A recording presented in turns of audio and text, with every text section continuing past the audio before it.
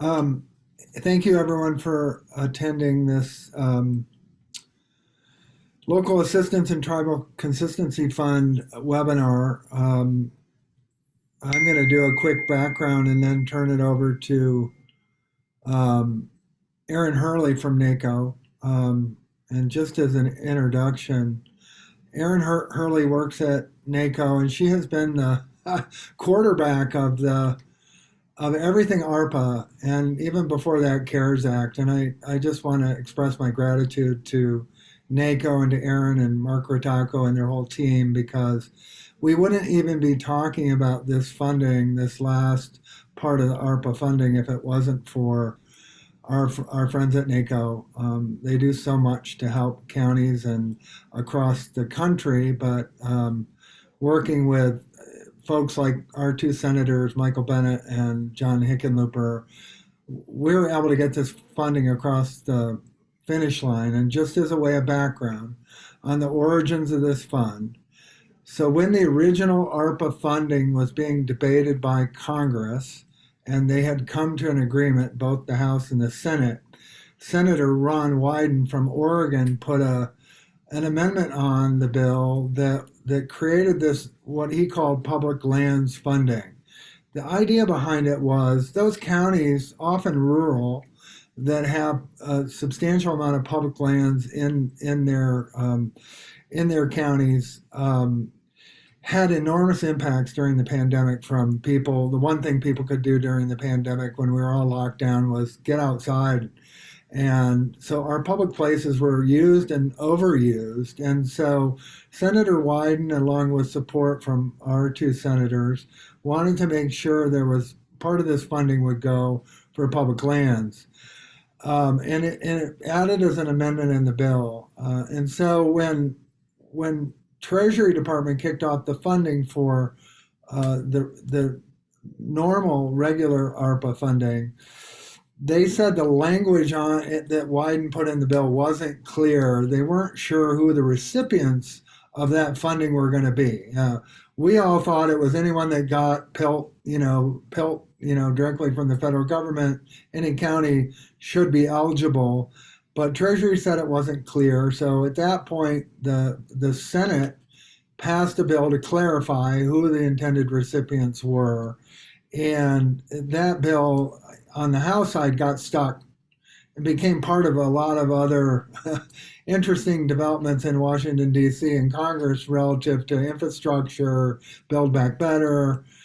In some ways, it was held hostage as until they worked out deals on other things, some that took a very long time. So eventually, Treasury decided to move forward on this and define it in some fashion. And I think our big worry, Aaron can comment on this too, but our big worry at the time was there was a plan that they might give it to every county in the country on a per capita basis, which would have meant that the largest counties that have the largest cities, Chicago, New York, Los Angeles, would have gotten the bulk of the funding, and it would have diminished what was largely intended to go to the Western United States and counties that have significant public lands. So Aaron went to work along with the rest of NACO.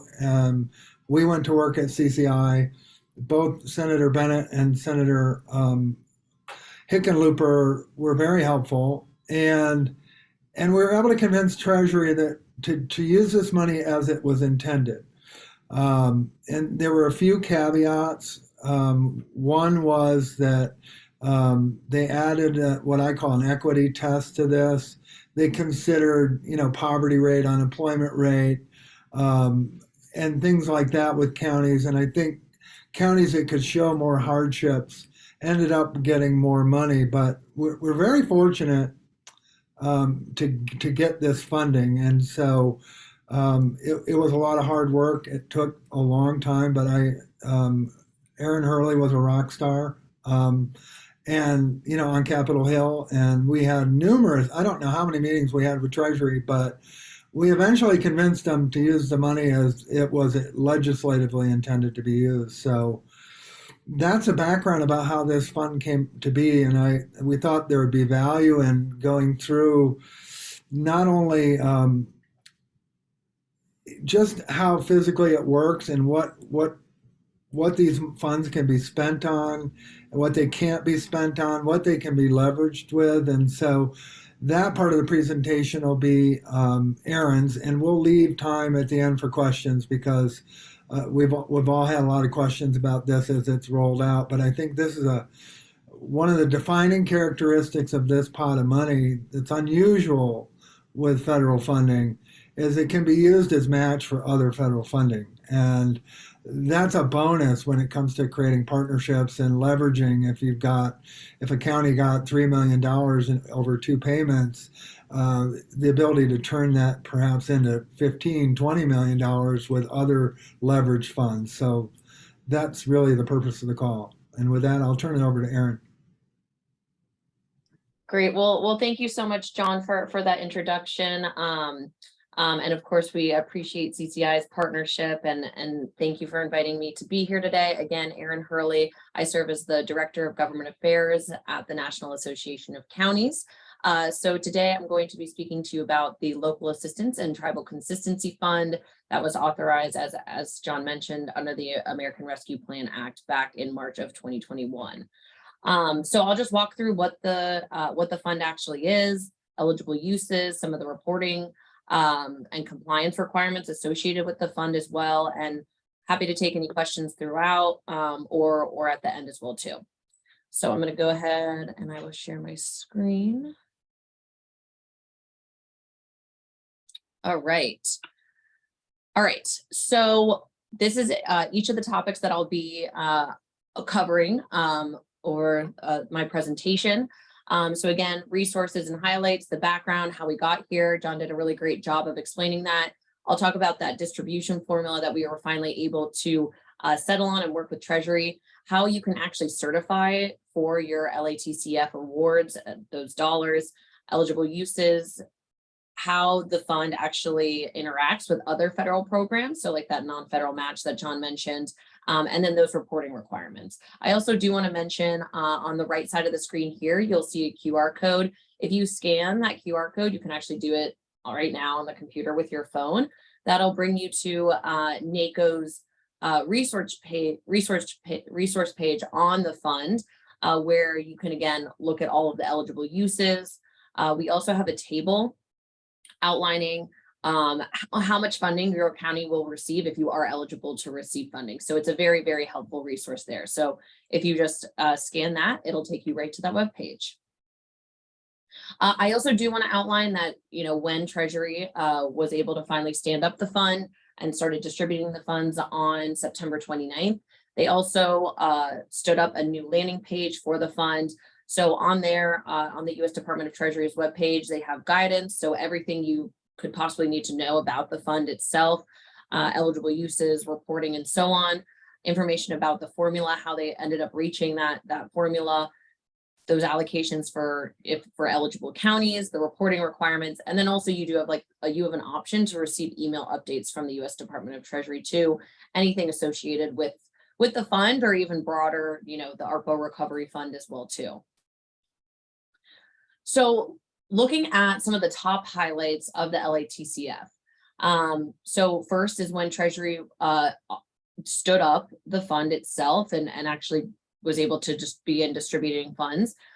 Counties that are eligible for the dollars, they are being referred to as revenue sharing counties. You can apply for the funds and then you will receive them immediately or from 5 to 7 days in terms of, after you actually certify, it'll hit your bank account. LATCF, these dollars primarily goes to PILT counties. However, because of the formula that was used, it actually expanded. So there are counties that are not considered PILT counties that are receiving some dollars as well too. Number 3 is a really big one. So you can actually treat funds the same as your general revenue collected from local taxes. So this is maximum flexibility in use of funds. So even more flexible than the ARPA state and local fiscal recovery fund dollars, even more flexible than the revenue loss under the ARPA SLFRF. Another key highlight is that, as I mentioned, we've seen it's a little bit longer than 4 to 5 days just because of the processing. But when you do certify for your first tranche, you will receive your second tranche 1 year later. So again, the LATCF is set up very similar to the state and local fiscal recovery fund as well. So once you certify, you'll get your second tranche 1 year later. And then finally, this is also very big, specifically around the flexibility piece, is that you do not have a timeline associated with these dollars. So there's no obligation or expenditure deadline. Simply, you will receive the dollars and you will have them until you spend them, or, for whatever reason, if you would like to return them to Treasury as well. So no deadline, which is also huge.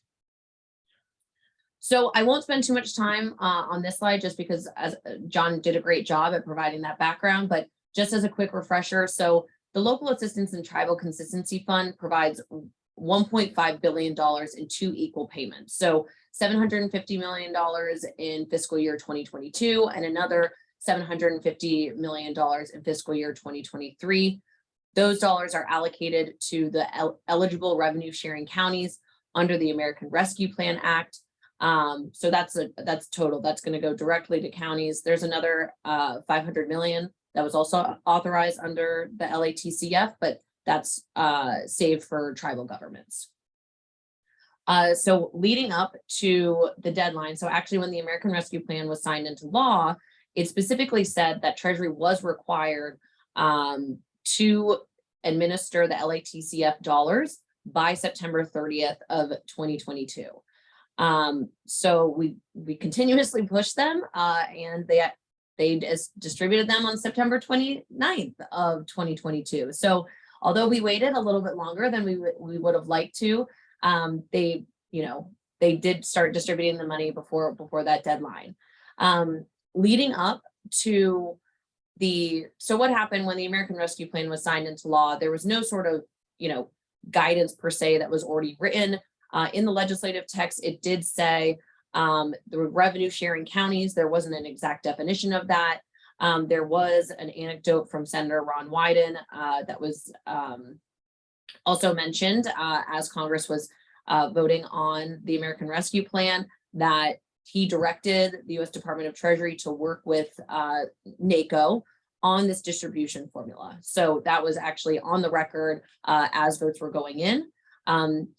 After ARPA was signed into law, NACO submitted a letter to Treasury immediately after saying this is what needs to happen in terms of the formula. PILT counties are revenue sharing counties, and this is what we would like to see. So we went back and forth on them a lot. As John mentioned, again, we heard that they were thinking that they would actually administer the $1.5 billion to all counties across the country based on population. Of course, we did not want that to happen, so we pushed them very, very hard. And ultimately, we were successful in, reaching our goal, making sure that these dollars were directed to the counties that were entitled to them as well. So the distribution formula. So in the actual guidance, Treasury does define what an eligible revenue sharing county is. So that includes any county, parish, or borough that is independent of any other unit of local government. It's the principal provider of government services. And if there is a negative revenue impact due to a federal program or changes to such program as well. So they actually were able to define that more so in the guidance that was ultimately released as to what was considered a revenue sharing county in the actual legislative text of the American Rescue Plan. How the formula was actually made is that it's based on the acreage within each unit of local government that's defined by the Payment in Lieu of Taxes program and the revenue sharing program under the U.S. Fish and Wildlife Service. And then in addition to that formula, Treasury did do some add-ons for the final formula. So they looked at population levels, various economic conditions. So that included historic poverty levels, unemployment. And I think it was 20 years they looked back. So that's the data that they used to ultimately come to this final formula. And then with that calculation, they looked at each of those counties. So there's actually a maximum that a county can receive and a minimum. And that maximum and minimum is the total for each separate tranche. So that means that the minimum payment that a county can receive is $50,000. So in fiscal year 2022, minimum is 50,000. The minimum would be, again, 50,000 in 2023. And then the maximum a county can receive is $6 million per year as well. And it does have a cap of $300 per resident. So the $6 million and $300 cap. All in all, there were 2,086 local governments that were considered eligible revenue sharing counties. That includes the territories as well as and DC. So again, it actually ended up allocating funds to more counties than just what are considered PILT counties. So how do you actually go about certifying and receiving the dollars? As I mentioned earlier, again, the payments will be in two different tranches, one in fiscal year 2022, the second a year later in 2023. Treasury did stand up a portal for where you can actually certify for those dollars. And it is the same portal where you might have certified for your ARPA state and local fiscal recovery funds. It's actually kind of set up like a dashboard. So if you go into your account or your point of contact, whoever certified for the ARPA state and local fiscal recovery funds goes into their account, it should actually pop up on that kind of dashboard and you'll be prompted to submit a certification. I will say if your point of contact did change between the time that you certified for the ARPA state and local fiscal recovery funds until now, you will need to, you can email me and I can pass it along to Treasury. I'll put my email in the chat in just a bit, but we have been seeing that there have been a fair amount of issues because of turnover that people haven't been able to certify. So we've been working with Treasury a lot in terms of switching over the points of contact so that you can certify for the dollars. And then this is a big one and something you definitely need to pay attention to. There is a deadline to apply for the funds. That deadline is January 31st of 2023. And if you miss this deadline to apply, then you will not be able to receive your first or your second tranche. So this is really, really important that you certify so that you don't miss out on these payments. NACO's been sending direct targeted emails to counties that have not yet certified. We're working with Treasury to get an update about every week of how many counties are left to certify. About 2 weeks ago, we were at 1,300, and then as of yesterday we were a little bit more than 800. So slowly but surely chipping away, but that is very important.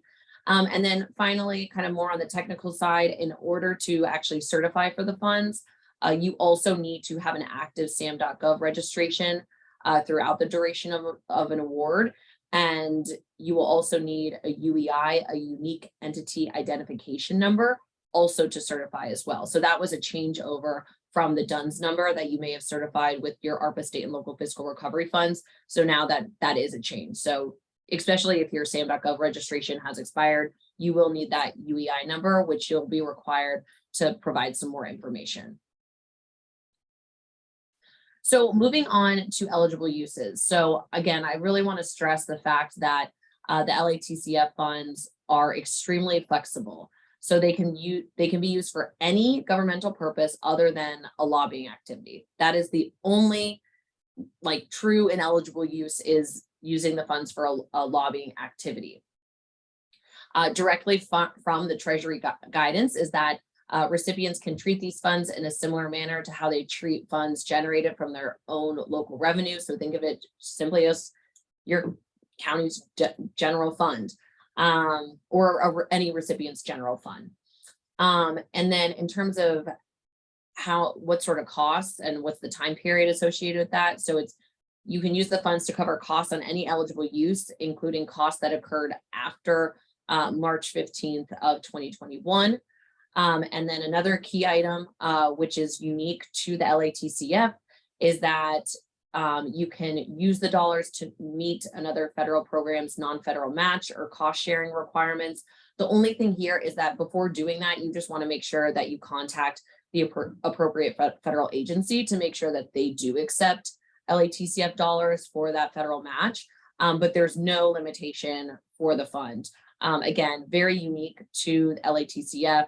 Under the ARPA State and Local Fiscal Recovery Fund, you can only use revenue loss dollars to be used for the non-federal match. You can't use non-revenue loss dollars. So again, very, very flexible. You can also, funds can be transferred or pool the funds to fund a specific project. And then you can also use the dollars to help with program administration. So if you don't have an individual already, employed, that's primary task would be to oversee the administration of these dollars. So how the dollars are actually being spent, reporting and so on, you can use the dollars for that as well too. And then looking at how the LATCF interacts with other federal programs. So Davis-Bacon Act, that the prevailing wage requirements, they do not apply to any projects that are funded by LATCF dollars. So that is huge. LATCF funding does not trigger the National Environmental Protection Act, NEPA, but if it's like solely funded with LATCF dollars. But if you do pair these dollars, LATCF dollars, with other federal dollars that are subject to NEPA review, then that project would be subject to NEPA. So you just need to make sure if you're commingling those dollars that that federal program is not subject to NEPA. Also, any sort of infrastructure projects that are financed under LATCF are subject to the domestic procurement requirements of the Build America, Buy America Act. So that was something that, we were very concerned about, and we spoke with Treasury about as well. So the good part here is that even though they're subject to them, if you certify within the first 6 months of when the portal was actually stood up, September 29th of 2022, if you certify within 6 months, then none of those dollars will be subject to Build America, Buy America at all, not your first or your second tranche. So there's that 6-month waiver. If you do that, you're totally set. And then moving on to reporting requirements. So recipients that are receiving funding, they must submit an annual obligation and expenditure report by March 31st of every single year. So for example, the first report that recipients are going to have to file with Treasury is no later than March 31st of 2023 to account for the period ending in December 31st of 2022. So these are the exact same dates of every single year. So that makes it a lot easier.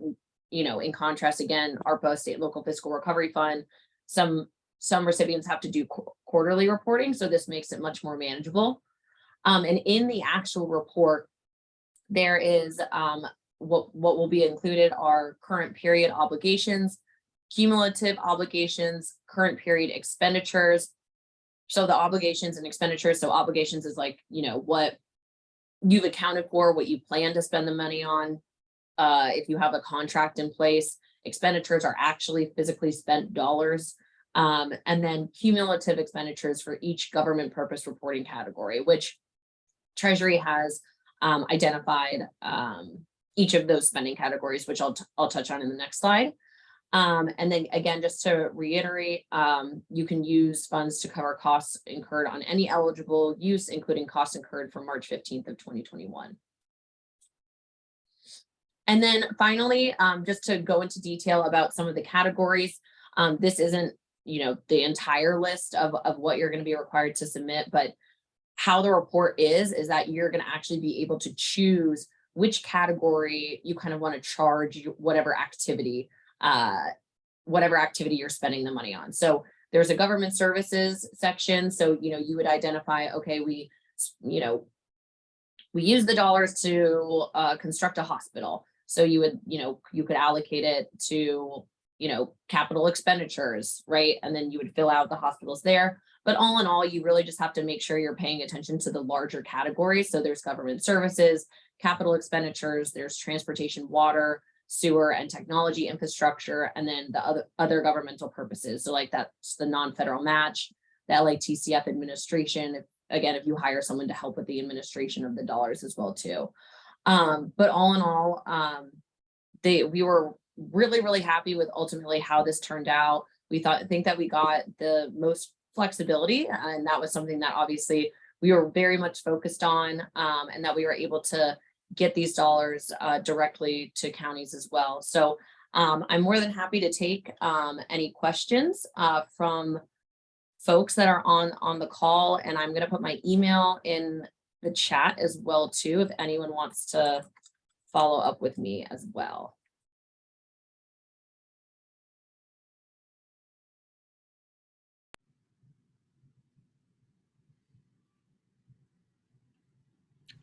Thanks, Aaron. I don't see any questions yet, but I did want to cover one other thing. And Aaron, feel free to jump in on this. But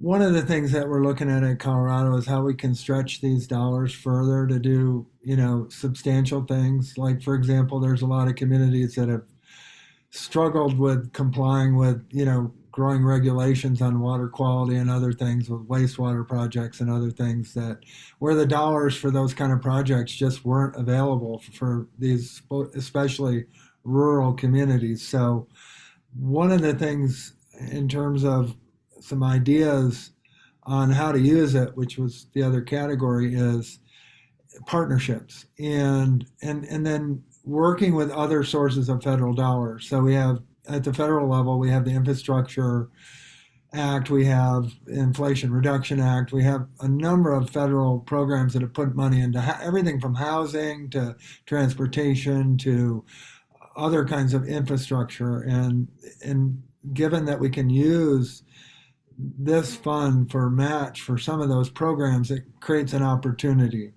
There's also a series of state federal money made available both through the legislature and through the administration and through the Office of Economic Development, and DOLA, that provide other money that can be used and used for projects. So if you got a certain allocation of this money and you leverage it against some of these other federal and state monies that are out there, you can accomplish some things that were previously out of reach for a community. And I think the other point to be made here is, and think about partnering. So, for example, on wastewater and water infrastructure, you've got special districts, you've got municipalities and others that can partner with you to build a project that has more than one, has implications for the districts as well as the municipalities.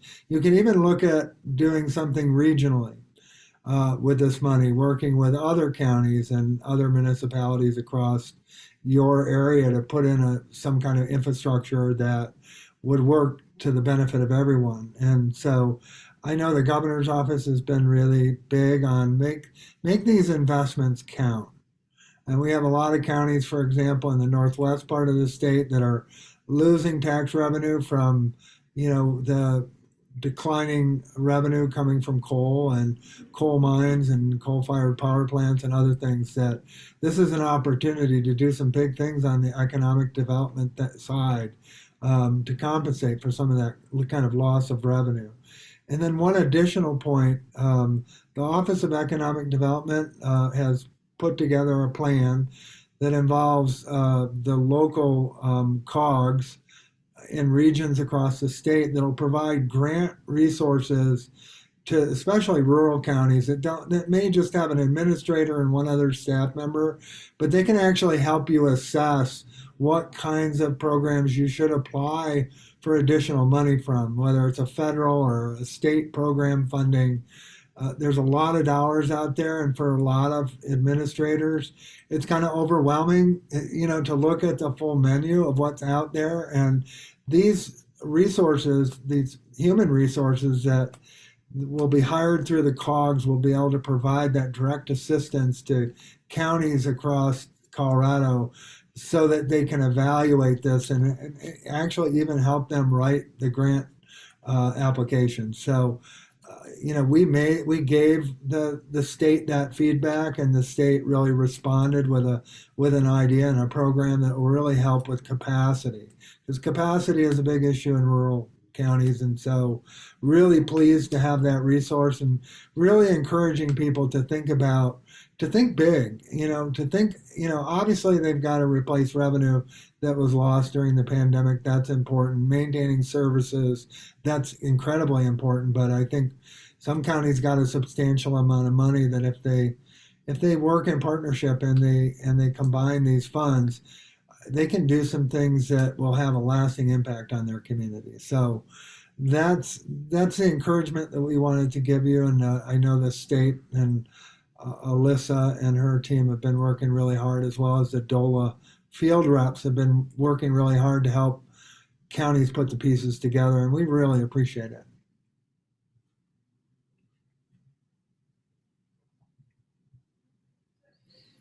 And I don't know, Alyssa, you may want to comment on that relative to the program that you're setting up. Yeah, thanks for sharing that information. For everyone that's on the chat, I just put a link to the local match program in the chat, so please check that out. We do still have money. This is money that's on the table for you all to use on match for federal infrastructure dollars. Please take advantage of it.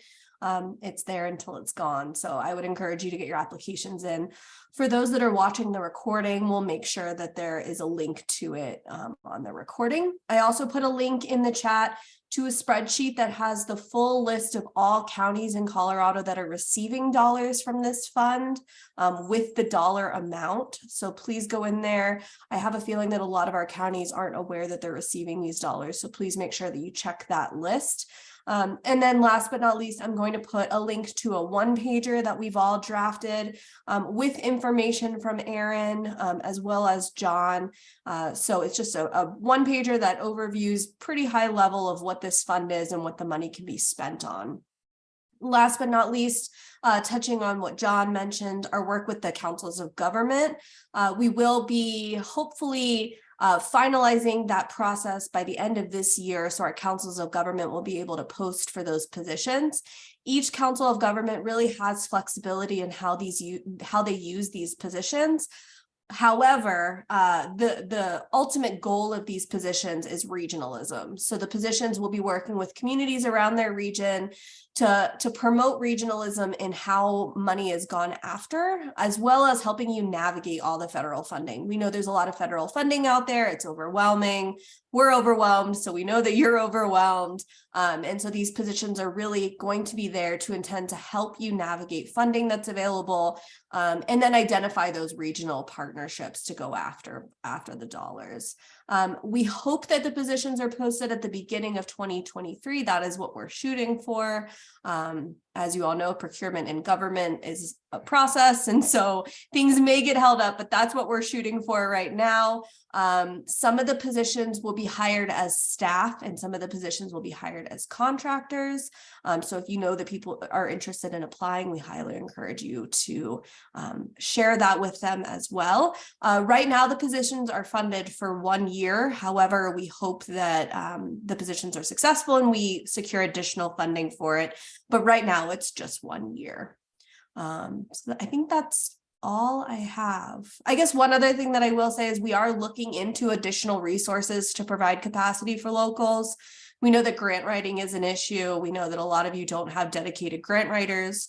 Nothing is solidified yet. I just want you all to know that there are some additional things that are happening behind the scenes right now. And we're trying to identify additional ways that we can help with grant writing, technical support, things like that. So if you have specific needs, please feel free to reach out.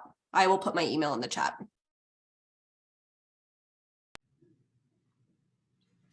Yeah, does anyone have any questions?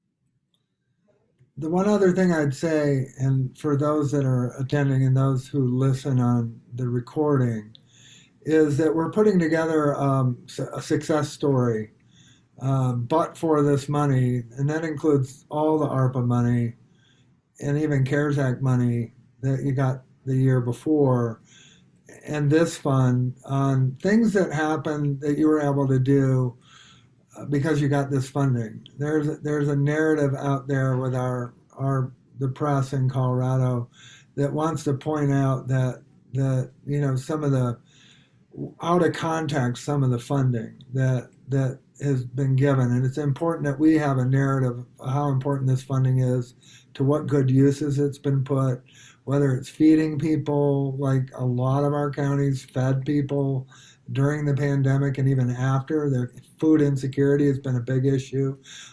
Just other things you've done to maintain public services, other creative things that you've done.